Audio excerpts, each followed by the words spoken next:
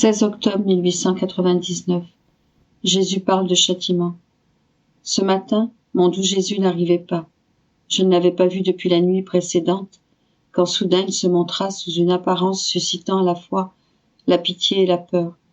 Il semblait vouloir se cacher, afin de ne pas voir les châtiments dont il allait frapper les gens, ni les moyens qu'il allait employer pour les détruire. Oh mon Dieu, quelle scène navrante! Pendant que longuement j'attendais Jésus, je me disais intérieurement, pourquoi ne vient-il pas?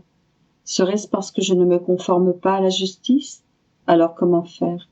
C'est presque impossible pour moi de dire fiat voluntas tua. Je me disais aussi, il ne vient pas parce que le confesseur ne l'envoie pas. Pendant que j'entretenais de telles pensées, je l'ai aperçu comme une ombre. Il me dit, n'aie pas peur, l'autorité des prêtres est limitée, dans la mesure où ils sont prêts à me prier de venir à toi et à t'offrir comme victime pour que tu souffres, afin que j'épargne le peuple, je vais les épargner eux-mêmes lorsque j'enverrai les châtiments. Par contre, s'ils ne se montrent nullement intéressés, à mon tour, je n'aurai aucun égard pour eux. Ensuite, il disparut, me laissant dans une mer d'affliction et de larmes.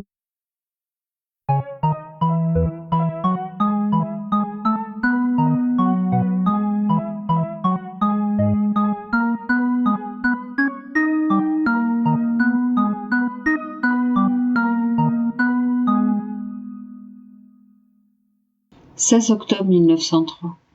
La divine volonté, la lumière, par laquelle nous sommes purifiés de nos défauts. Alors que j'étais dans mon état habituel, je me suis sentie pleine de péché et d'amertume. Mon adorable Jésus apparut en moi comme un éclair. Dès que je l'ai vu, mes péchés disparurent. Tremblante, je lui ai dit, « Seigneur, comment se fait-il qu'en ta présence, alors que je devrais être plus consciente de mes péchés, le contraire se produit ?» Il répondit, « Ma fille, ma présence est une mer sans limite. Quiconque vit en ma présence est comme une goutte d'eau venant de la mer. Comment peut-on dire si elle est boueuse ou claire quand elle a été diluée dans ma mer? Ma touche divine purifie tout, rend blanc ce qui est noir. Pourquoi donc es-tu effrayé? De plus, ma volonté est lumière, puisque tu fais toujours ma volonté. Tu vis dans cette lumière? Elle transforme tes mortifications, tes privations et tes souffrances en nourriture de lumière pour ton âme, la seule nourriture substantielle qui donne la vraie vie, ma volonté. Ne sais-tu pas que cette diète continuelle de lumière fait disparaître les défauts que l'âme acquiert? Ayant dit cela, il disparut.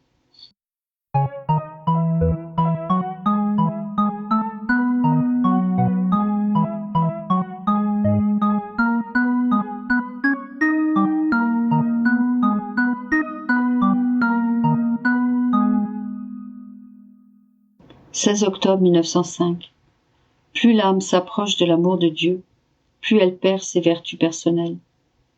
J'avais lu un livre traitant des vertus, et j'étais inquiète parce que je ne voyais en moi aucune vertu, si ce n'est que je veux aimer Jésus, que je le veux avec moi, que je l'aime, et que je veux être aimée de lui. Il me semblait que, hormis cela, rien de Dieu n'existait en moi. Me trouvant dans mon état habituel, mon adorable Jésus me dit, « Ma fille, plus l'âme arrive à son but, en s'approchant de la source de tous les biens, qu'est le véritable et parfait amour de Dieu, dans lequel tout sera submergé, et où l'amour seul flottera, comme étant le moteur de tout, plus l'âme perd toutes les vertus qu'elle a pratiquées pendant son voyage, ne misant plus que sur l'amour, et se reposant de tout dans l'amour. Les bienheureux dans le ciel ne perdent-ils pas tout au profit de l'amour? Plus l'âme avance, moins elle éprouve le labeur des vertus, parce que, en investissant les vertus, l'amour les transforme en lui-même, les gardant au repos en elle, comme de nobles princesses.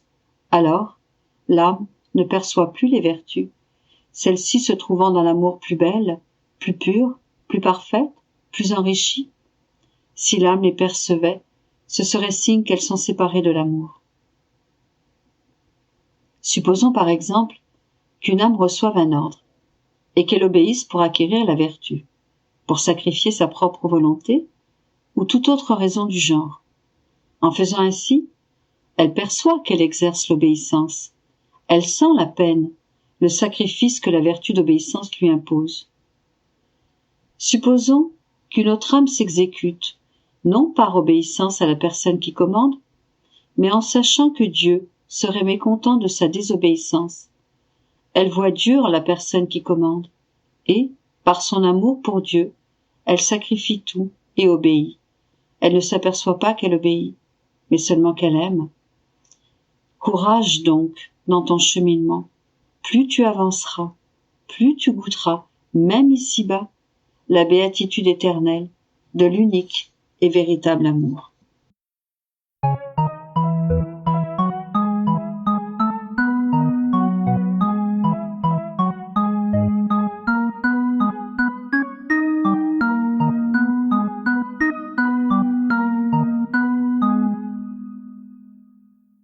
16 octobre 1906. Chaque bienheureux joue une symphonie distincte et complète dans le paradis, laquelle se termine sur l'ultime note de l'amour. Celui qui plaît le plus au Seigneur, c'est celui qui aime le plus, et non celui qui en fait le plus. Comme j'avais omis d'écrire ce qui suit, l'obéissance m'a commandé de l'inclure. Ainsi donc, j'étais hors de mon corps, et il me semblait qu'au ciel, il y avait une fête spéciale en cours. Je fus invité à cette fête, et il me sembla que je chantais avec les bienheureux. Il n'y avait pas besoin d'apprendre, car on pouvait ressentir une infusion intérieure et, ce que l'autre chantait ou faisait, on savait comment le faire aussi. Il me semblait que chaque bienheureux donnait une note musicale distincte, qui lui était propre, ou plutôt une symphonie distincte, quoique chacune était en parfaite harmonie avec les autres. Quelques-uns jouaient des symphonies de louange, d'autres de gloire, d'autres d'action de grâce, d'autres de bénédiction. Toutes ces symphonies finissaient sur une note unique, qui était celle de l'amour.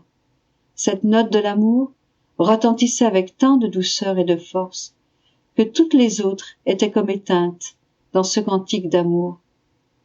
Il me semblait que chaque bienheureux devenait extatique, puis s'endormait, puis se réveillait, grisé par ce chant d'amour si harmonieux et si beau, qui absorbait tout le ciel. Il jouissait alors, pour ainsi dire, d'un nouveau paradis. Mais qui étaient donc les privilégiés qui chantaient le plus fort et faisaient retentir leurs notes d'amour partout et donnaient tant de bonheur dans le ciel? C'étaient ceux qui avaient aimé Dieu le plus pendant qu'ils vivaient sur la terre. Ah, ce n'étaient pas ceux qui avaient fait des grandes choses, des grandes pénitences ou des miracles, aucunement. L'amour est uniquement ce qui élève au-dessus de tout. Tout le reste demeure derrière. Ainsi, ceux qui aiment beaucoup, plutôt que ceux qui font beaucoup, sont les plus proches du Seigneur. Il semble que je dis des idioties, mais que puis-je faire? L'obéissance a sonné le coup. D'ailleurs, qui ne sait pas que les choses de là-haut ne peuvent pas être dites ici-bas? En conséquence, pour ne pas dire plus de sottises, je m'arrête ici.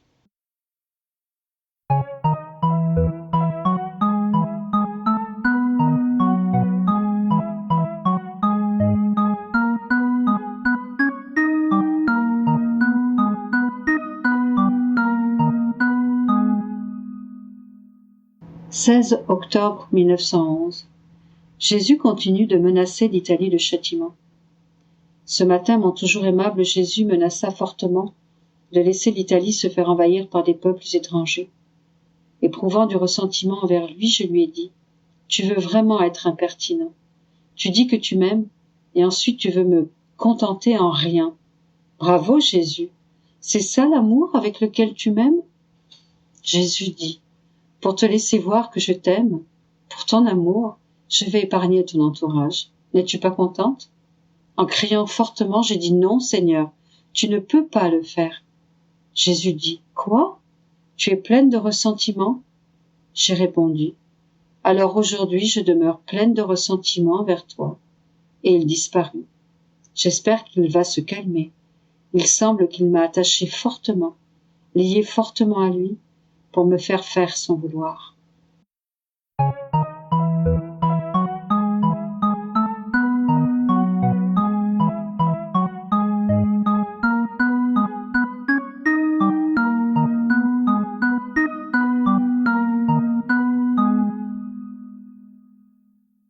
16 octobre 1918. La Grande Guerre se termine.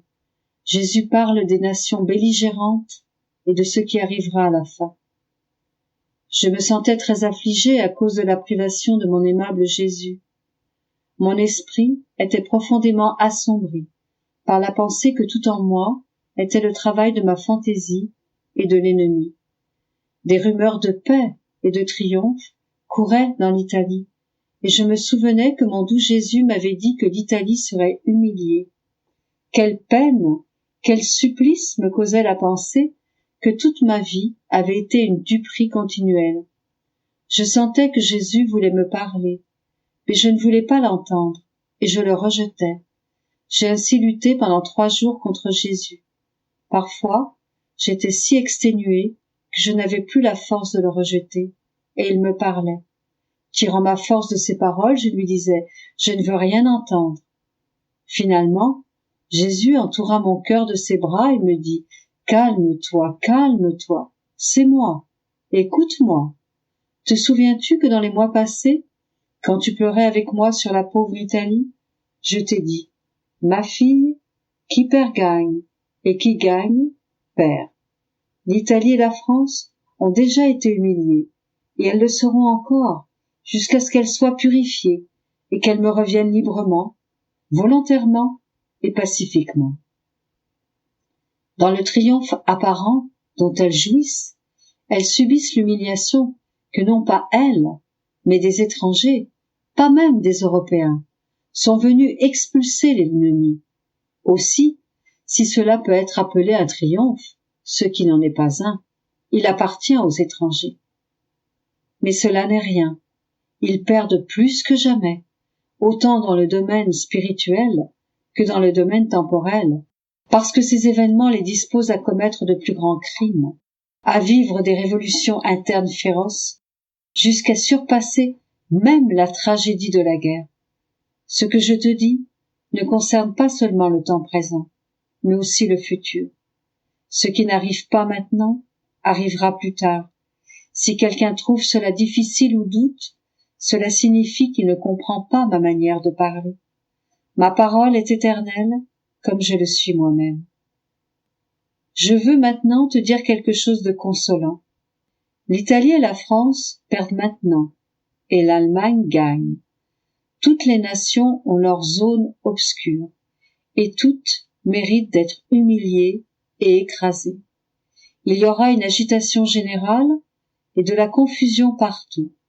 Je vais renouveler le monde par l'épée, le feu et l'eau, avec des morts subites et des maladies contagieuses. Je ferai des choses nouvelles. Les nations deviendront une sorte de tour de Babel. Elles en arriveront à ne même plus se comprendre entre elles. Les gens se révolteront entre eux. Ils ne voudront plus de roi. Tous seront humiliés. La vraie paix ne viendra que de moi. Et si tu les entends parler de paix, ce ne sera pas la vraie paix, mais seulement une paix apparente. Quand j'aurai tout purifié, je poserai mon doigt d'une manière surprenante, et je donnerai la vraie paix. Tous ceux qui furent humiliés me reviendront. L'Allemagne sera catholique. J'ai de grands desseins sur elle. L'Angleterre, la Russie et tous les pays où le sang a coulé retrouveront la foi et seront incorporés à mon Église. Ce sera un grand triomphe et une grande union chez les peuples. Par conséquent, prie. La patience est nécessaire parce que cela ne viendra pas bientôt, mais prendra du temps.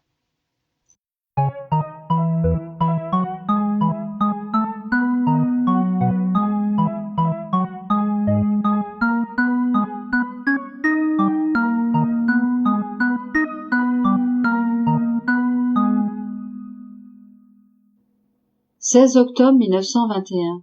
Toutes les créatures renaissent à travers la très sainte humanité de Jésus, ayant été conçues avec lui dans son incarnation et délivrées au moment où il a donné sa vie sur la croix. Me trouvant dans mon état habituel, mon toujours aimable Jésus me fit voir toutes les créatures émergeant à l'intérieur de sa très sainte humanité.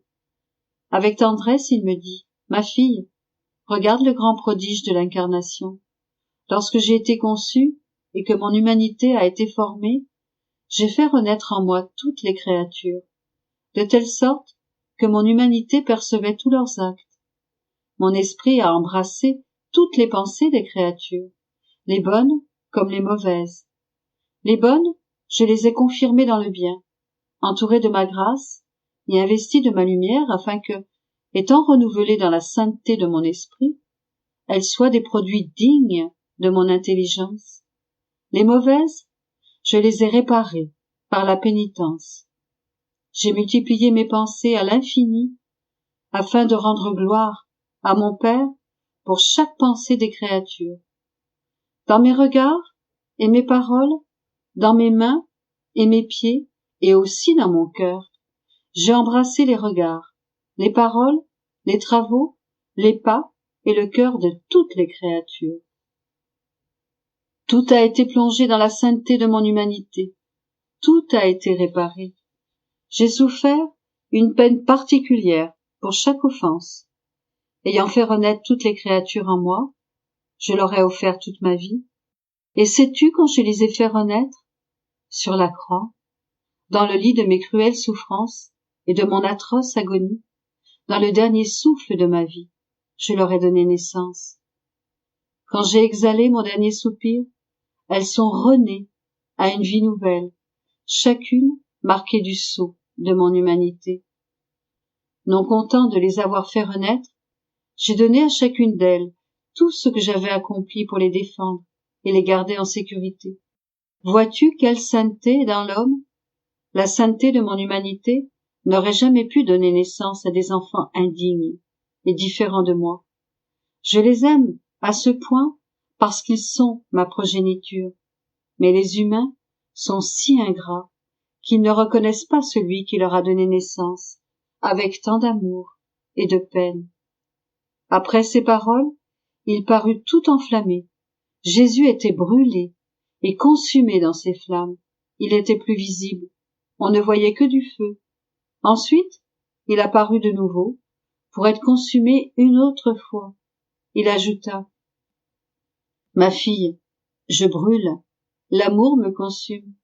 Si fort est mon amour. Les flammes qui me brûlent sont si ardentes que je meurs d'amour pour chaque créature.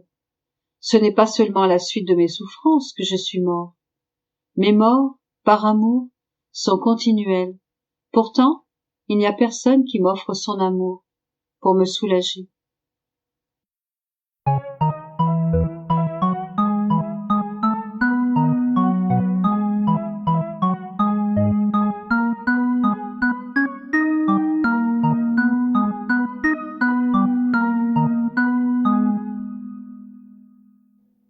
« 16 octobre 1923.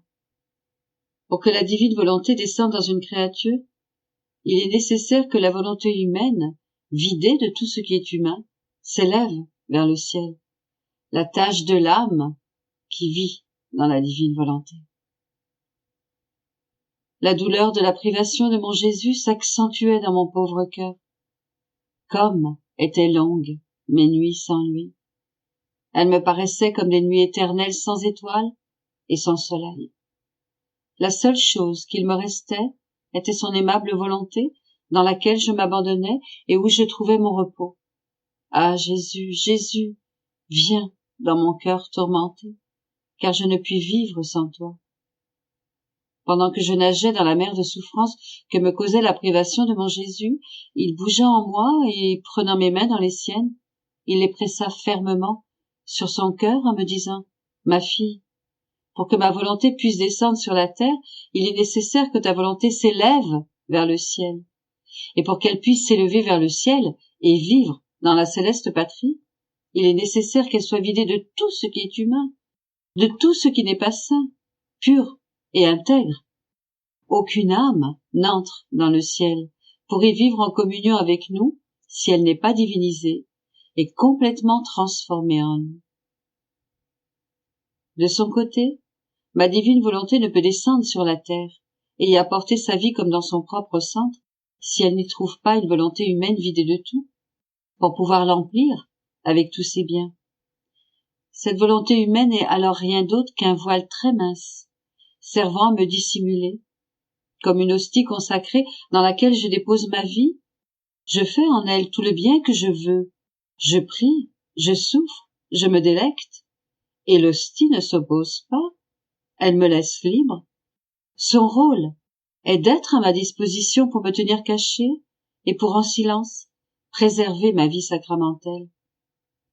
C'est le point où nous en sommes, toi et moi, ta volonté venant au ciel et la mienne descendant sur la terre. Ta volonté ne doit plus avoir sa propre vie, ne plus avoir de raison d'exister. Il en fut ainsi pour mon humanité. Bien que j'avais une volonté humaine, elle était toute silencieuse et toute vouée à donner vie à ma divine volonté. Elle ne décidait rien par elle-même, même pas pour ma respiration. Celle-ci était, elle aussi, prise en charge par ma divine volonté. C'est pourquoi l'éternelle volonté régna sur mon humanité terrestre comme elle le fait au ciel. Elle vivait sa vie terrestre en elle, et ma volonté humaine, totalement sacrifiée à la divine volonté, implorait pour que, au temps voulu, la divine volonté descende sur la terre pour y vivre au milieu des créatures exactement comme elle le fait dans le ciel. Ne veux-tu pas que ma volonté ait la première place sur la terre? Pendant qu'il parlait, j'ai eu l'impression de me trouver au ciel, et là, comme d'un seul point, je pouvais voir toutes les générations. Je me prosternais devant la majesté suprême, prenais l'amour partagé par les personnes divines, ainsi que la sainteté de leur volonté, et les leur offrais, au nom de toutes les créatures, comme un retour d'amour et de soumission qu'elles doivent donner à leur Créateur. Je voulais unir le ciel et la terre, le Créateur à la créature, afin qu'ils puissent échanger le baiser de l'union de leur volonté. Mon Jésus ajouta, c'est ta besogne, vivre en nous, t'approprier tout ce qui nous appartient et nous le donner au nom de tes frères, de sorte que, attirés par ce qui est nôtre, nous puissions être liés aux générations humaines et leur donner de nouveau le baiser suprême de l'union de leur volonté avec la nôtre, comme il en était lors de la création. «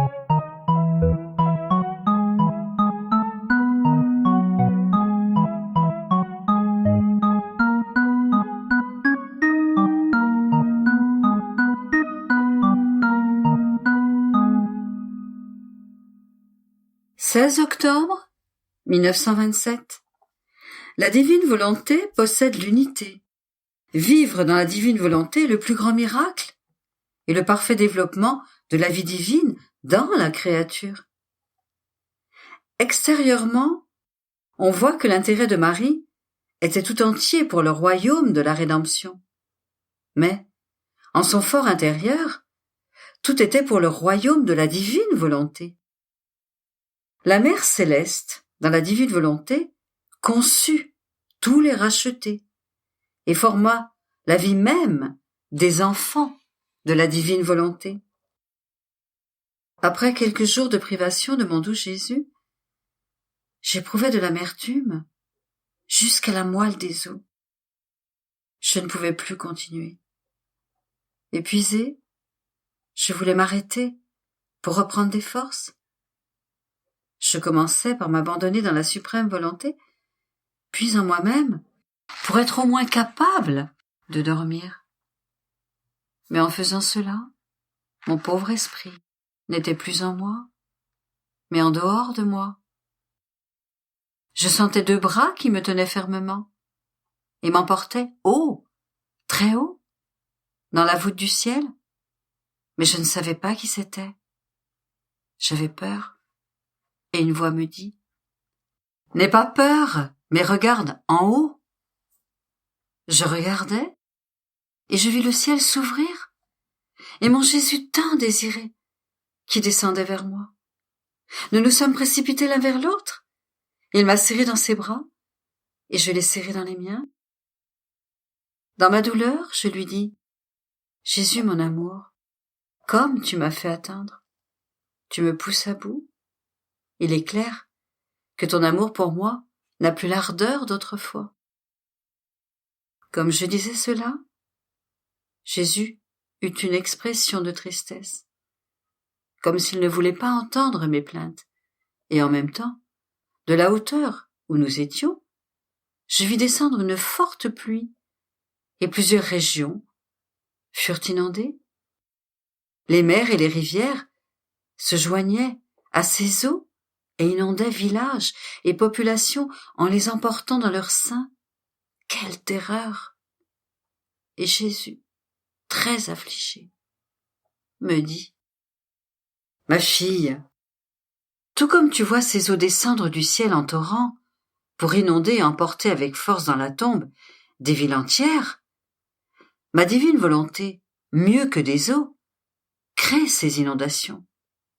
Non en un temps ni en certains lieux, mais toujours et par toute la terre, et elle déverse ses fortes et hautes inondations sur chaque créature. Mais qui se laisse inonder par les flots de lumière, de grâce, d'amour, de sainteté, de bonheur qu'elle possède? Personne. Quelle ingratitude de recevoir des bienfaits en torrent et de ne pas les prendre, de les laisser passer, peut-être de s'y baigner seulement, mais sans se laisser inonder et submerger par les biens de ma divine volonté. Quelle douleur! Et je regarde par toute la terre pour voir qui acceptera les inondations de ma divine volonté, et je ne trouve que la petite fille de ma volonté qui reçoive ces inondations, se laisse submerger et transporter par elle où je veux, demeurant en son sein, au cœur de ses plus hautes vagues. Il n'y a pas de spectacle plus beau, de scène plus émouvante, que de voir la petitesse de la créature devenir la proie de ces vagues. On la voit tantôt emportée par les vagues de lumière et comme plongée en elles, tantôt noyée par l'amour, et tantôt embellie et revêtue de sainteté. Quel délice de la voir ainsi! Et je descends alors du ciel pour admirer les scènes ravissantes de ta petitesse emportée par les bras de ma volonté, dans les inondations de mon éternelle volonté. Et tu dis que mon amour pour toi a diminué? Tu te trompes. Tu sais que ton Jésus est fidèle en amour. Et lorsqu'il te voit dans les bras de ma volonté, il t'en aime encore davantage. Cela dit, il disparut, et je restai abandonnée dans les vagues du divin fiat. De retour, mon aimable Jésus ajouta: Ma fille, ma volonté possède l'unité, et celui qui vit en elle vit dans cette unité. Et sais-tu ce que signifie unité? Cela veut dire un. Ce un qui peut embrasser toute chose et toute personne, peut tout donner, car il contient tout. Ma divine volonté possède l'unité de l'amour et de tous les amours unis ensemble. Elle possède l'unité de sainteté et renferme toutes les saintetés. Elle possède l'unité de beauté et renferme en elle-même tout ce qui est possible et imaginable en beauté. En somme, ma volonté contient l'unité de lumière, de puissance, de bonté et de sagesse. L'unité véritable et parfaite, étant une, doit posséder tout. Et ce tout est un tout de force égale, un tout immense et infini, éternel, sans commencement ni fin. C'est pourquoi quiconque vit dans cette unité vit dans les immenses et très hautes vagues qu'elle possède, de telle sorte que l'âme ressent la domination de cette unité de force, de lumière, de sainteté, d'amour, etc. Ainsi, dans cette force une, tout est lumière pour l'âme. Tout se change en sainteté, en amour, en puissance, et tout lui apporte la connaissance de la sagesse, de cette unité. C'est pourquoi la vie dans ma volonté est le plus grand miracle, et le parfait développement de la vie divine dans la créature. Le mot unité veut dire tout, et l'âme prend tout en vivant en elle. Après quoi, je continuai ma ronde dans les actes du divin fiat. Arrivée dans les mers de ma céleste maman, qu'elle avait faites dans l'unité avec le divin fiat, je pensais, ma maman souveraine n'avait pas d'intérêt à implorer le royaume de la divine volonté, car elle l'avait obtenu dans l'unité où elle vivait, comme elle a obtenu le royaume de la rédemption. Elle aurait obtenu le royaume de la divine volonté.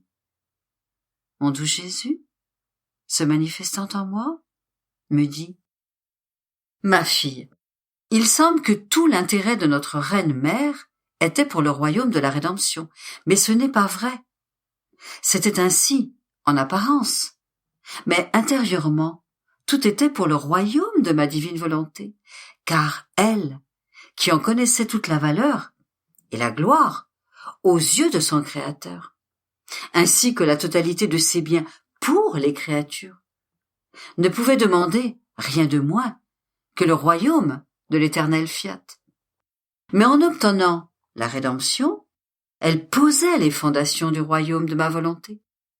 On peut dire qu'elle en a préparé les matériaux. Il est nécessaire que soient réalisées les petites choses pour en obtenir de plus grandes. Il fallait donc qu'elle forme d'abord le champ de la rédemption, avant de construire l'édifice du royaume du divin fiat.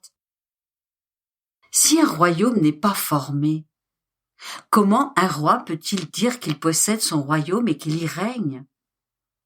Plus encore, la Dame souveraine du ciel est seule et unique dans la gloire de la patrie céleste, car elle est la seule et unique à avoir formé sa vie tout entière dans ma volonté. Et une mère aime et désire que ses enfants possèdent la même gloire.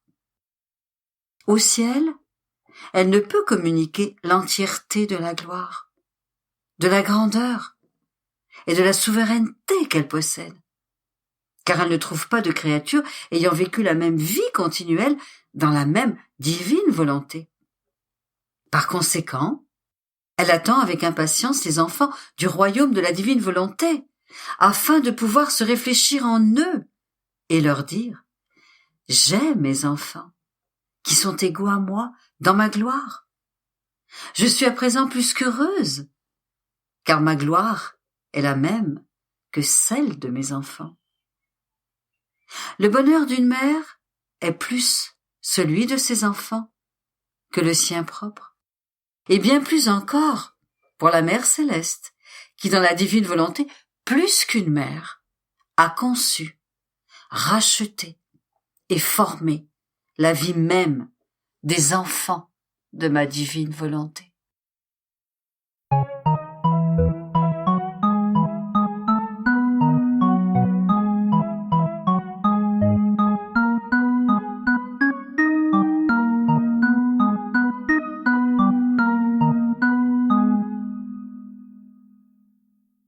16 octobre 1932. La divine volonté prend tous les siècles pour n'en faire qu'un seul. Elle simplifie, forme le vide, forme la nature divine et sa marche dans la volonté humaine. La divine volonté, avec ses 12 enchantements, continue de tisser dans mon âme sa vie divine. Elle la fait grandir, lui donne sa forme, la nourrit, la couvre de ses ailes de lumière, et la cache si bien que pas même un souffle de vent ne peut empêcher la croissance de sa vie dans mon âme. Oh, sans la divine volonté, qui mieux qu'une mère se montre tendre et aimante et me garde dans ses bras, recouverte de lumière dans toutes les circonstances de ma vie.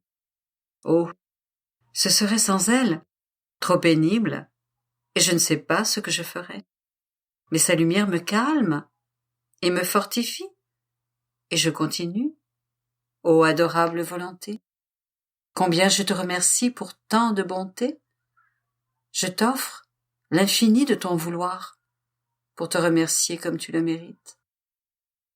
Mon esprit était immergé dans sa lumière lorsque mon bien-aimé Jésus m'a refait sa courte visite et m'a dit « Ma bienheureuse fille, comme il est beau de voir la créature sous les ailes de lumière de ma volonté. La créature, recouverte de cette lumière, ne voit, ne sent et ne touche rien d'autre que sa mère de lumière qui la recouvre. Et si d'autres créatures blessent, battent et remplissent cette créature d'amertume, elle s'enfonce plus profondément dans les bras de lumière et répond à ceux qui veulent la blesser avec un sourire de lumière et les ridiculise en confondant leur humaine perfidie. Ô puissance de ma volonté opérante, elle échappe à tout, elle triomphe de tout, et avec sa lumière, elle forme son trône de gloire impériale dans l'âme qui lui donne la liberté d'agir. Tu dois savoir que sa puissance est telle qu'elle prend tous les siècles pour n'en faire qu'un seul. Son règne s'étend partout, et tous les actes bons des créatures ne sont rien d'autre que des atomes qui, réunis ensemble, ne forment qu'un acte. Ils reconnaissent son pouvoir et se prosternent à ses pieds. Ils forment la gloire et l'adoration des générations humaines de cette volonté suprême. Le soleil en est un symbole, qui n'est rien d'autre que des atomes de lumière qui, assemblés, forment le soleil qui donne la lumière à la terre. Mais ces atomes sont armés d'une puissance divine, et chacun d'eux contient un pouvoir merveilleux, si bien qu'il lui suffit de toucher la terre pour communiquer aux plantes les bienfaits et les merveilleux effets de la formation d'une vie distincte pour chaque plante et chaque fleur. De la même manière, les actes des créatures, bien qu'ils soient des atomes, contiennent le merveilleux pouvoir de ma volonté. Par conséquent, ils sont remplis de merveilleux effets. Tu dois savoir que lorsque la créature est disposée à accomplir un acte dans ma volonté l'arme de sa puissance et le simplifie. Elle forme le vide, forme la nature divine dans la volonté humaine, et, victorieuse, ma volonté forme sa vie dans la volonté de la créature. Elle va toujours de l'avant, et ne s'arrête que si la volonté humaine lui barre la route, en faisant sa propre volonté et non la mienne. Quelle offense que de barrer la voie de mon vouloir dans la volonté de la créature. J'ai créé les créatures afin d'avoir ces chemins dans la volonté humaine pour les parcourir continuellement et y avoir mon acte agissant. Et quiconque obstrue ma route veut arrêter la continuation de ma création, entrave mes pas et me lie les mains pour m'empêcher d'agir.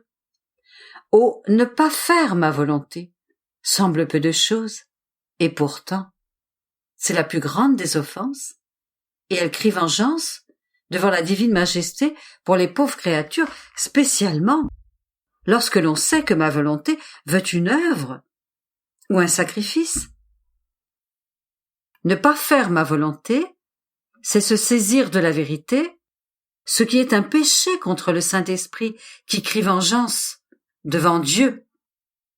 Connaître ma volonté et ne pas l'accomplir, c'est fermer le ciel, rompre les relations divines et ne pas reconnaître le divin mandat que chaque créature a l'obligation de connaître et auquel elle doit se soumettre. Serait-ce au prix de sa vie? Par conséquent, sois attentive, adore ma volonté et ce que j'ai disposé pour toi, si tu veux rendre ton Jésus heureux.